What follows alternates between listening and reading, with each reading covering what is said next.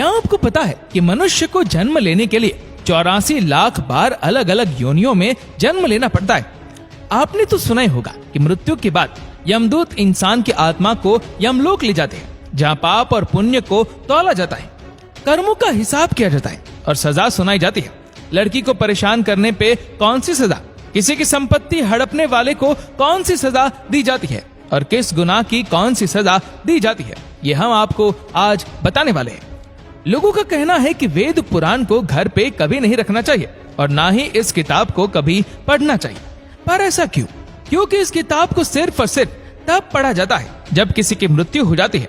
मृत्यु एक ऐसा सच जिसे बहुत कम लोग समझ पाए। पुराणों के अनुसार जीवन में अच्छे कर्म करने वाले स्वर्ग में जाते हैं और पाप से भरे जीवन जीने वाले लोग नरक की ओर चले जाते हैं। लेकिन क्या ये सच में ऐसा होता है? क्या आपने कभी ये सोचा है कि मृत्यु के बाद एग्जैक्टली होता क्या है? इस सब के बारे में हम जानते हैं इस एक किताब से, जिसका नाम है गरुड़ पुराण। गरुड़ पुराण 18 महापुराणों में से एक है।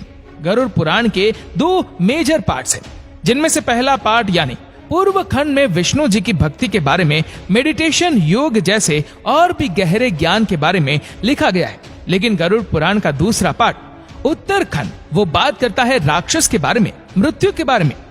यमलोक चैप्टर 1। गरुड़ पुराण में विष्णु जी ने ये बताया है कि यमलोक में चित्रगुप्त जी के पास हर इंसान के कर्मों की लिस्ट होती है। उसने कितने पुण्य किए, कितने पाप किए, ये सब कुछ डिटेल में लिखा होता है। चित्रगुप्त की सभा में हर प्राणी के पाप और पुण्य डिस्कस किए जाते हैं और उसके हिसाब से उसकी पनिशमेंट को भी डिसाइड किया जाता है।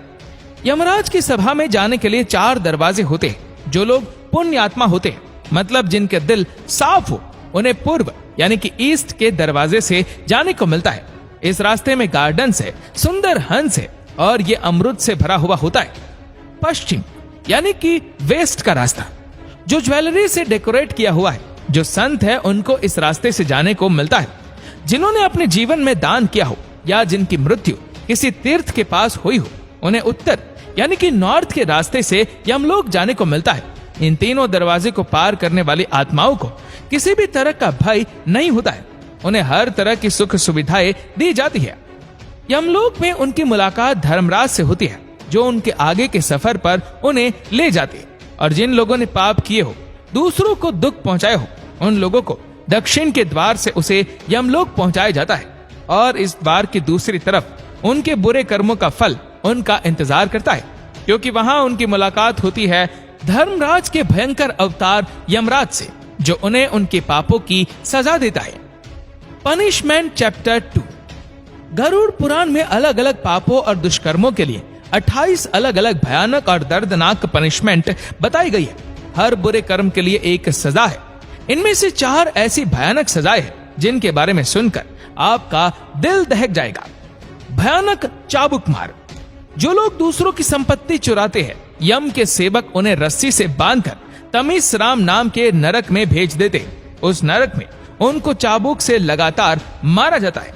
उनके बदन को इतना छील दिया जाता है कि उसमें से खून बहने लगे और वह इंसान बेहोश हो जाए। जब उसे होश आता है तो ये सारा प्रोसेस रिपीट किया जाता है, तब तक जब तक उसके सारे पापों की सजा खत्म नहीं हो जाती। दूसरी सजा रौरावम यानी सांपों से डसवाना। जिन लोगों ने दूसरों के साथ किसी भी तरह का छल कपट किया है, उन्हें रौरावम नर्क में भेजा जाता है। चलते हुए कोयले से भी भरी धरती पर उन्हें फेंक दिया जाता है, जहां वो अपनी जान बचाने के लिए यहाँ वहां भटकते हैं। उनके पैर छीलकर फट जाते हैं, जिसके बाद सैकड़ों जीव जैसे सांप, मच्छर, बिच्छू, कौवे उनके बदन को नोच नोच कर खा लेते हैं। उनका शरीर दोबारा जुड़ता है और पूरी सजा फिर से दोहराई जाती है। नर्क लोक की तीसरी सजा कुंभीपाकम यानी तेल में पकाया जाना। जो लोग दूसरे लोगों को अपने फायदे या मजे के लिए नुकसान पहुंचाते हैं, उन्हें कुंभीपाकम नर्क में भेजा जाता है, जहां एक बड़े से बर्तन में उबलते हुए तेल में उन्हें जलाया जाता है। चौथी भयानक सजा तप्ता मूर्ति यानी जलाया जाना। जो लोग नाजायज रिश्ते बनाते हैं, अननेचुरल सेक्सुअल एक्टिविटीज करते हैं, उन्हें इस नर्क में जलाया जाता है। तपते हुए अंगारों से तहकती हुई जमीन पर उन्हें बांधकर फेंक दिया जाता है, जहां उनका बदन धीरे धीरे आग में पिघल जाता है। मृत्यु चैप्टर 3। एक व्यक्ति की मृत्यु तय होने के बाद जिस वक्त उसके शरीर से उसकी आत्मा निकलती है, उसके सेंसेस काम करना बंद हो जाते हैं। उसे लोक परलोक सभी एक साथ दिखाई देने लगते हैं। जब प्राण निकल जाते हैं तो एक मनुष्य को इतना दर्द होता है जैसे उसे 40,000 बिच्छुओं ने एक साथ डंक मारा हो। मृत्यु के समय यमलोक से 2 यमदूत आते हैं। काला रंग, गुस्से से भरी आंखें, टेढ़ा मुंह। उनका रूप इतना डरावना होता है कि मरने वाला जीव डर के कारण अपने शरीर को और कस के पकड़ लेता है। उसकी आत्मा वापस अपने शरीर में घुसना चाहती है, पर यह पॉसिबल नहीं होता। यमदूत ने उस आत्मा को कस कर रस्सियों से जकड़ा होता है। बहुत कोशिश के बाद वो जीव तड़प कर रोने लगता है। वो गिर जाता है और उसकी आत्मा शरीर से निकल जाती है। यमदूत तुरंत उसकी आत्मा को बांध कर ले जाता है और यहीं से शुरू होता है ये यमलोक का सफर, जहाँ पाप और पुण्य को तौला जाता है, कर्मों का हिसाब किया जाता है और सजा सुनाई जाती है। मृत्यु के बाद यमदूत इंसान की आत्मा को यमलोक ले जाते हैं। यमलोक का सफर चैप्टर 4। माना जाता है कि जिस इंसान ने अपनी जिंदगी में अच्छे कर्म किए हो, पुण्य, दान, सेवा की हो, उसके लिए यह सफर बहुत ही ज्यादा आसान और आरामदायक होता है। उसे एक रथ में बिठा कर ले जाया जाता है। लेकिन जिसने अपनी जिंदगी में अच्छे कर्म नहीं किए होते हैं, उनके लिए यह सफर का हर क्षण दर्द और पीड़ा से भरा होता है, क्योंकि यमदूत उस जीव की आत्मा को रस्सी से बांधते हैं और घसीटते हुए ले जाते हैं। उसे कहीं पर भी आराम करने का मौका नहीं मिलता। इस पूरे रास्ते में 16 स्टेशन क्रॉस करने होते हैं। रास्ते में कहीं बर्फीली हवाएं तो कहीं आग की बारिश होती है। कहीं उसे घने जंगल में जानवरों का सामना करना पड़ता है तो कहीं लीच से भरे कीचड़ में गिरना पड़ता है। आत्मा रोने लगती है, लेकिन यमदूत बिल्कुल भी दया नहीं दिखाते। इसके बाद आत्मा को कोड़े मारकर अपने पूरे जीवन में किए हुए सारे पापों को याद कराया जाता है।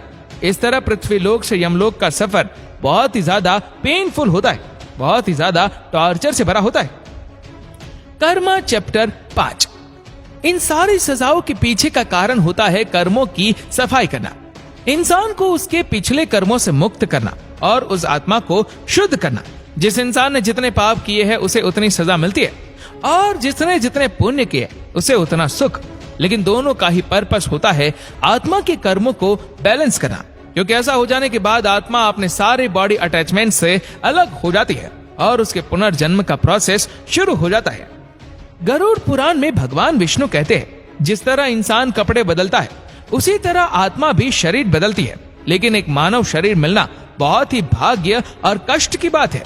गरुड़ पुराण के चैप्टर 4 में विष्णु जी गरुड़ देव को बताते हैं, एक जीव को 84 लाख बार अलग अलग योनियों में जन्म लेना पड़ता है।